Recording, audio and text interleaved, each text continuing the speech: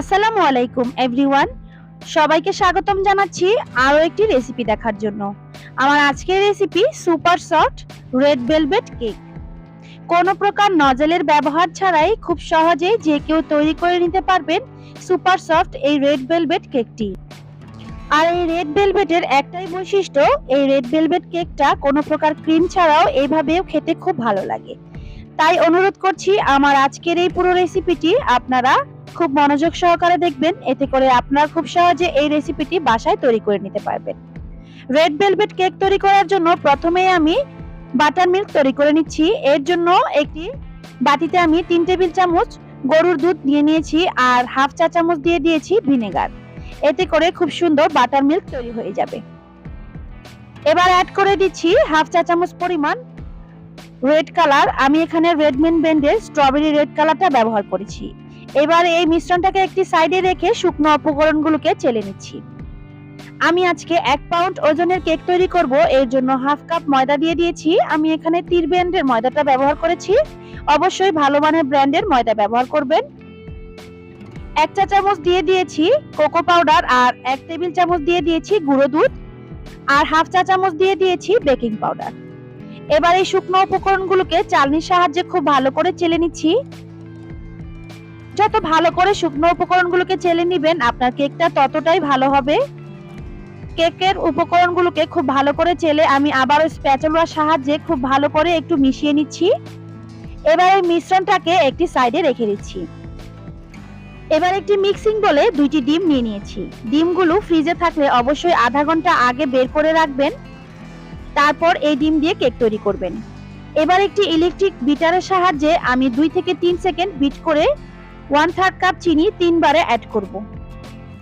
প্রথমবারে চিনিটা দিয়ে আমি কিছুক্ষণ বিট করে আবারও দ্বিতীয় ধাপের আবার তৃতীয় ধাপের চিনিটাও দিয়ে দিয়েছি। এভাবে করে প্রায় 3 মিনিট বিট করে নিয়েছি।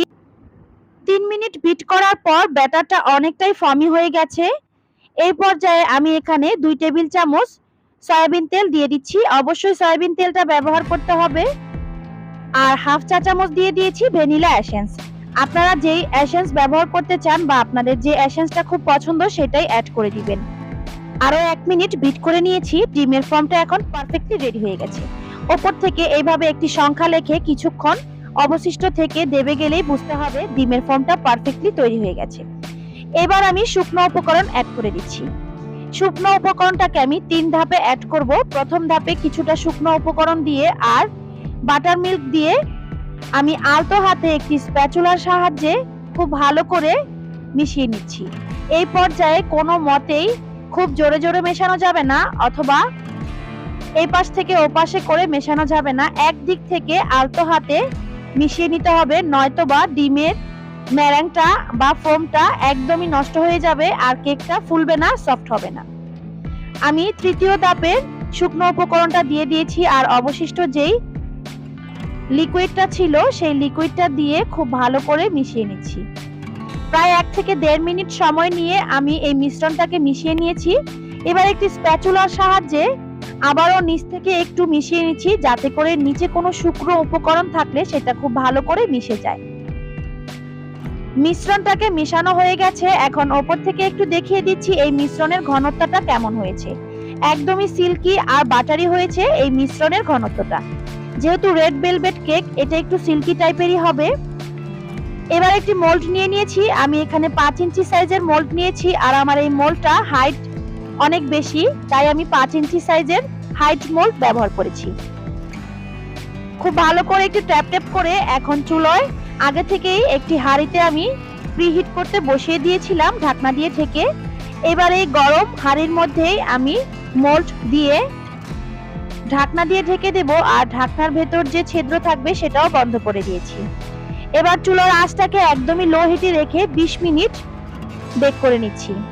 20 মিনিট পর আমি কেকটাকে একটু চেক করে দেখছি কেকটা ঠিকঠাক মতো হয়েছে কিনা। আমি টুথপিক দিয়ে দেখেছি কেকটা একদম পারফেক্টলি হয়ে গেছে। আর ওপর থেকেও দেখিয়ে দিচ্ছি, দেখুন কোনো প্রকার হাতে কোনো লেগে আসছে না, তার মানে কেকটা পারফেক্টলি বেক হয়ে গেছে। এখন চুলো থেকে নামিয়ে আমি র্যাপিং পেপার দিয়ে ঢেকে রেখে দিব ঠান্ডা হওয়া পর্যন্ত। কেকটা ঠান্ডা হয়ে গেছে, এখন আমি কেকটাকে মোল্ড আউট করে নিচ্ছি। আর অবশ্যই কেকটা যতক্ষণ পর্যন্ত ঠান্ডা না হবে ততক্ষণ পর্যন্ত মোল্ড আউট করবেন না, এতে করে কেকটা ভেঙে যাওয়ার চান্স থাকবে। এবার ওপরে যে কাগজটা দিয়েছিলাম সেই কাগজটাকে ফেলে দিচ্ছি। আর আমার কেকটা কতটা সফট হয়েছে আপনাদেরকে একটু দেখিয়ে দিচ্ছি। এত পরিমাণে সফট হয়েছে, আশা করছি আমার এই রেসিপি ফলো করে আপনারা রেড ভেলভেট কেক তৈরি করলে আপনাদের কেকটাও এইরকম সুপার সফট হবে। এই কেকটা কিন্তু ডেকোরেশন ছাড়া এভাবেও খেতে খুব ভালো লাগে। আপনারা চাইলে কোনো প্রকার ক্রিম ছাড়াও এই কেকটাকে এমনিতেই চায়ের সাথে খেতে পারবেন। এবার আমি একটি ব্রেড নাইফের সাহায্যে কেকটাকে 4 ভাগে স্লাইস করে নিচ্ছি। আমি কেকটাকে 4 ভাগে স্লাইস করে নিয়েছি আর স্লাইসগুলো দেখিয়ে দিচ্ছি কতটা সফট হয়েছে। আপনারা দেখে নিশ্চয়ই বুঝতে পারছেন কেকটা কত বেশি সফট হয়েছে। এবার কেক ডেকোরেশনের জন্য আমি একটি 8 ইঞ্চি সাইজের বোর্ডের ওপর কিছুটা ক্রিম দিয়ে দিয়েছি, যাতে করে কেকটা ডেকোরেশন করার পর নড়াচড়া করলে পড়ে না যায়। এবার কেকের একটি স্লাইস দিয়ে আমি এখানে সুগার সিরাপ দিয়ে দিচ্ছি। সুগার সিরাপ দিয়ে আমি ওপরে বাটার ক্রিম দিয়ে দিচ্ছি। রেড ভেলভেট কেকের জন্য বাটার ক্রিমই ব্যবহার করতে হয়। আমি এখানে বাটার ক্রিম দিয়ে কিছুটা কোট করে নিচ্ছি। আর যেহেতু আমি বাসায় খাওয়ার জন্য এই কেকটা তৈরি করছি, তাই ক্রিমের পরিমাণটা খুব কম ব্যবহার করছি। আপনারা চাইলে ক্রিমের পরিমাণটা বাড়িয়ে দিয়েও কেকটা তৈরি করে নিতে পারেন। একইভাবে সবগুলো কেকের স্লাইস আমি সুগার সিরাপ দিয়ে আর বাটার ক্রিম দিয়ে কোট করে নিচ্ছি। এই পর্যায়ে খুব ভালো ফিনিশিং আনার কোনো প্রয়োজন নেই। এই পর্যায়ে আমি ক্রিম দিয়ে ক্রাম কোটিং করে কিছুক্ষণের জন্য ফ্রিজে রেখে দিব। এতে করে কেকটা ডেকোরেশন করলে খুব সুন্দর হবে আর কেকের গুঁড়িগুলো উঠে আসবে না। অবশ্যই চেষ্টা করবেন ক্রাম কোট করে তারপর কেকটাকে ডেকোরেশন করতে। এবার আমি কেকটাকে ডিপ ফ্রিজে 5 মিনিটের জন্য রেখে দিয়েছিলাম। 5 মিনিট পর এখন আবারও বাটার ক্রিম দিয়ে কিছুটা ফিনিশিং দিয়ে দিচ্ছি। যেহেতু বলেছি আমি বাসার জন্য কেকটা তৈরি করছি, তাই ক্রিমের পরিমাণ খুব কম ব্যবহার করেছি। আপনারা কতটুকু ক্রিম খেতে পছন্দ করেন ঠিক সেই অনুযায়ী ক্রিম দিয়ে কেকটাকে কভার করে নেবেন। আর এই কালার ক্রিমটা আমি অল্প পরিমাণে ব্যবহার করেছি, পরবর্তীতে আমি এখানে আরেকটি কালারের ক্রিম ব্যবহার করব।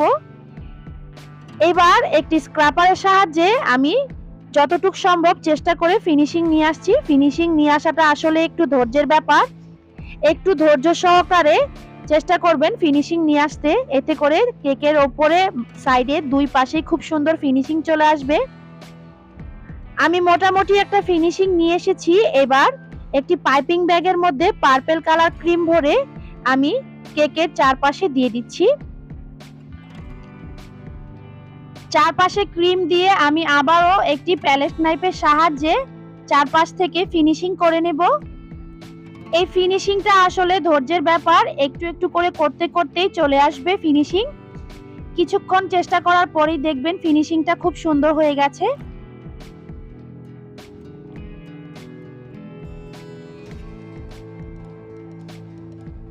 আমি আলতো হাতে একটি ব্রেড নাইফের সাহায্যে ফিনিশিং করে নিচ্ছি। আমি কিন্তু এখানে খুব স্লো কাজ করেছি, তবে ভিডিওটা খুব বড় হয়ে যাচ্ছে তাই আমি এখানে ফাস্ট ফরওয়ার্ড করে দিয়েছি। আপনারা একদমই স্মুথলি এই কাজটা করবেন। ওপরের ক্রিমটাকে কিছুটা ফিনিশিং আনার পর আমি সাইড থেকে যে ক্রিমটা দিয়েছিলাম সেটাকেও প্যালেট নাইফের সাহায্যে ভালো করে একটু ফিনিশিং দিয়ে নিচ্ছি। মোটামুটি ফিনিশিং দেওয়ার পর এখন আমি একটি প্যালেট নাইফের সাহায্যে ওপরে যে কালারটা আমি ব্যবহার করছি পার্পল কালার, একটু ডার্ক টাইপের পার্পল কালার দিয়ে আমি একটি ব্রাশের সাহায্যে এইভাবে একটু ঘুরিয়ে নিচ্ছি। এতে করে খুব সুন্দর একটি জিগজ্যাগ ডিজাইন হয়ে যাবে।